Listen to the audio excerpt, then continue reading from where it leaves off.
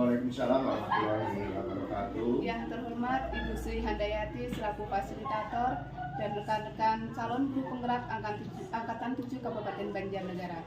Pada hari ini, Senin 17 April 2023, saya Nuka Putri Rizkia, calon guru penggerak Angkatan 7 Kabupaten Banjarnegara dari SD Negeri 1 Dieng Kulon, akan melakukan wawancara pengambilan keputusan berbasis nilai-nilai kebajikan bersama kepala sekolah kami, yaitu Bapak Ati Condro SPDSD.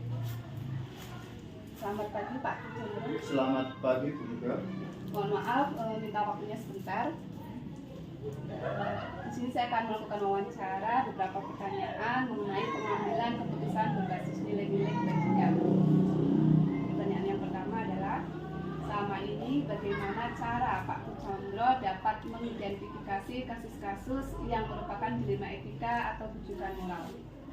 Ya, sebelumnya saya menyampaikan Assalamualaikum warahmatullahi wabarakatuh kepada semuanya, terutama calon guru penggerak Angkatan 7 yang baru mengikuti pelatihan yang dilaksanakan oleh BPKP. Untuk yang pertama ini adalah bagaimana mengidentifikasi kasus-kasus. Itu adalah memang saya sendiri untuk dilema etika dan apa itu ya, rujukan moral, itu memang saya belum, terus terang saya belum bisa memahami secara keseluruhan karena memang belum saya membacanya atau mempelajarinya untuk mengidentifikasi itu memang kita kan di sekolah itu banyak sekali pribadi-pribadi atau perbedaan pribadi yang banyak sekali, sehingga kita mengumpulkan dengan cara kita mengumpulkan informasi-informasi yang terjadi di sekolah kita, terutama yang mengenai proses belajar dan mengajar, terutama itu yaitu proses belajar dan mengajar, karena dengan itu nanti akan tercipta suasana yang kondusif dalam proses belajar mengajar di kelas masing-masing, karena kita sekarang kan baru ditekankan dengan kurikulum merdeka yang banyak sekali kaitannya dengan yaitu dilema etika dan rujukan moral, karena dalam pengambilan keputusan itu di samping sesuai dengan hati nurani juga harus sesuai dengan kepentingan yang sesuai dengan aturan. Kemudian selama ini bagaimana Pak Ati Condro menjalankan pengambilan keputusan di sekolah, terutama untuk kasus-kasus di mana ada dua kepentingan yang sama-sama benar atau sama-sama mengandung nilai kebajikan? Selama ini yang kita lakukan adalah dengan cara musyawarah bersama. Dengan musyawarah, di mana musyawarah itu bisa nanti dilaksanakan di dalam rapat sekolah, terutama di dalam rapat sekolah, karena nanti kita itu kan yang saya sampaikan tadi, yaitu supaya anak itu menjadi pembelajaran itu menjadi nyaman dan lingkungan menjadi produksi, di sana hubungan anak dan guru nyaman, guru dan guru juga nyaman. Yaitu dengan yang saya tekankan adalah dengan musyawarah, yang intinya musyawarah itu juga dalam pengambilan keputusan tidak bertentangan dengan aturan-aturan atau regulasi yang berlaku. Kemudian langkah atau prosedur seperti apa yang biasa dilakukan oleh Pak Ati Condro selama ini? Untuk langkah ya, yang seperti tadi juga, yaitu langkah-langkah kita mengidentifikasi atau informasi-informasi permasalahan apa yang ada di sekolah, kemudian setelah diinformasi, diidentifikasi untuk masalah apa yang perlu diselesaikan terlebih dahulu, kemudian baru dimusyawarahkan. Hal apa yang selama ini dianggap efektif dalam pengambilan keputusan pada kasus dilema etika? Ya, tetap saya menganggap yang paling efektif adalah musyawarah mufakat. Tetap kita harus mengadakan musyawarah. Jadi nanti musyawarah itu bisa kita laksanakan bersama-sama. Apa saja yang selama ini merupakan sebuah tantangan dalam pengambilan keputusan pada kasus dilema etika? Tantangannya banyak sekali, karena dalam pengambilan keputusan dilema etika itu kan harus misalnya tidak sesuai dengan hati nurani saya, harus kita laksanakan, harus kita ambil keputusannya, karena kita juga mengakomodir daripada kepentingan daripada masing-masing pribadi yang berbeda. Apa yang memiliki sebuah tata kelola atau jadwal tertentu dalam penyelesaian kasus dilema etika, dan apakah Bapak langsung menyelesaikan di tempat, kemudian memiliki sebuah jadwal untuk menyelesaikannya, atau bentuk atau prosedur seperti apa yang harus dijalankan? Untuk jadwal tata kelola kita memang dalam pengambilan keputusan yang dilema etika dan keputusan moral itu memang saya belum mempunyai jadwal tertentu, karena nanti kan kita menyelesaikan itu sewaktu ada timbul permasalahan.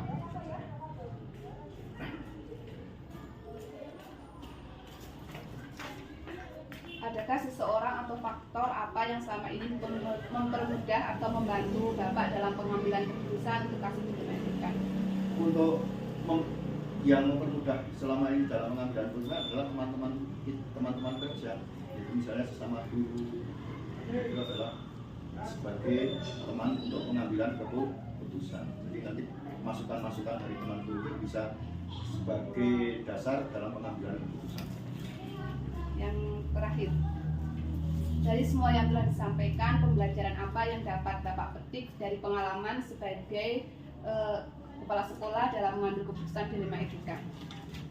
Pembelajaran yang penting dalam pengambilan keputusan bisa yang untuk diri saya sendiri, jadi bisa memilah-milah apa yang menjadi kepentingan bersama dan kepentingan pribadi. Terima kasih Pak Ditondro atas waktunya. Sekian dari saya. Assalamualaikum warahmatullahi wabarakatuh. Waalaikumsalam warahmatullahi wabarakatuh. Assalamualaikum warahmatullahi wabarakatuh. Yang terhormat Ibu Sri Handayati selaku fasilitator, kepada rekan-rekan calon guru penggerak Angkatan 7 Kabupaten Banjarnegara, dan saya Nukur Putri Setia, SPD SD, calon guru penggerak Angkatan 7 Kabupaten Banjarnegara, akan melaksanakan wawancara dilema etika pengambilan keputusan bersama Kepala Sekolah SD Negeri 2 Dieng Kulon, yaitu Bapak Ahmad Nur Hakim, SPD SD. Assalamualaikum Pak Ahmad Nur Hakim. Waalaikumsalam warahmatullahi wabarakatuh. Maaf ini mengganggu waktunya sebentar. Di sini saya akan bertanya beberapa hal tentang pengambilan keputusan berbasis nilai-nilai kebajikan. Untuk selama ini, bagaimana cara Pak Nur Hakim mengambil keputusan ketika mengidentifikasi kasus-kasus yang berkaitan dengan dilema etika ataupun rujukan moral? Dalam pengambilan keputusan, yang pertama adalah kita mengenali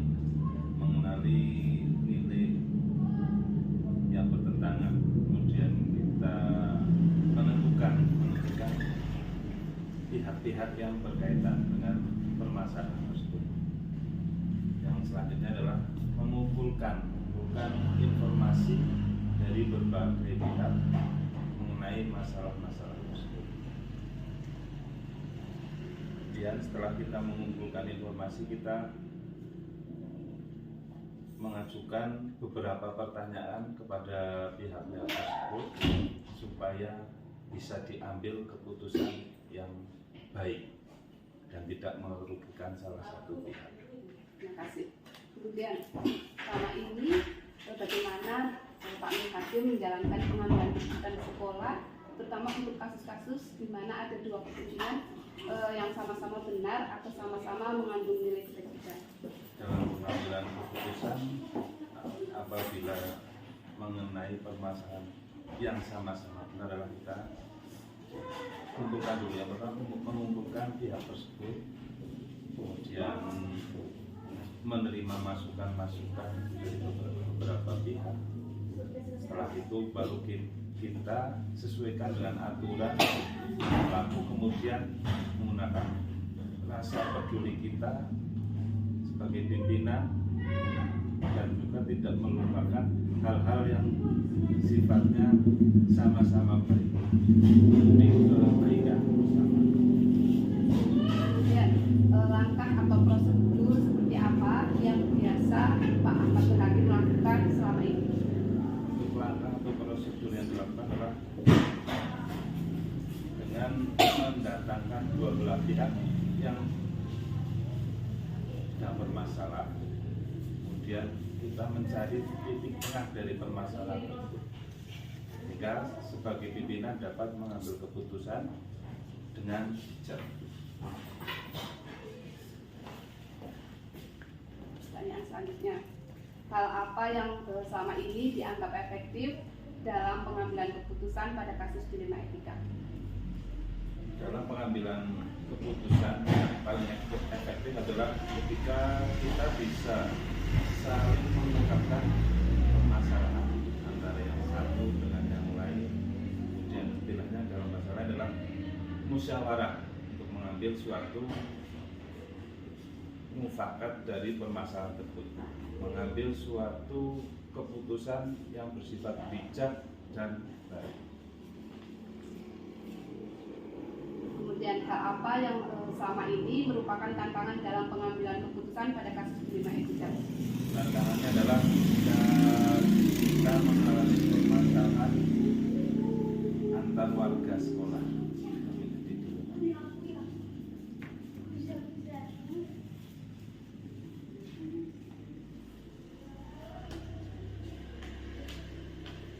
Apakah Bapak Ahmad Nurhaki memiliki sebuah tata kelola atau jadwal tertentu dalam penyelesaian kasus dilema etika, dan apakah langsung menyelesaikan di tempat atau memiliki sebuah jadwal untuk menyelesaikannya? Kemudian bentuk atau prosedur seperti apakah yang dijalankan? Untuk jadwal, sebagai seorang pemimpin tidak mempunyai jadwal apabila ada permasalahan akan diselesaikan secara langsung, berusaha diselesaikan secara langsung melalui musyawarah, melalui jejak pendapat antara dua orang yang bermasalah tersebut, kemudian diselesaikan secara langsung. Dan apabila masih ada permasalahan yang belum bisa diselesaikan oleh atasan, maka saya sebagai kepala sekolah akan menindaklanjuti atau akan meneruskan ke pimpinan yang lebih tinggi lagi supaya permasalahan cepat terselesaikan.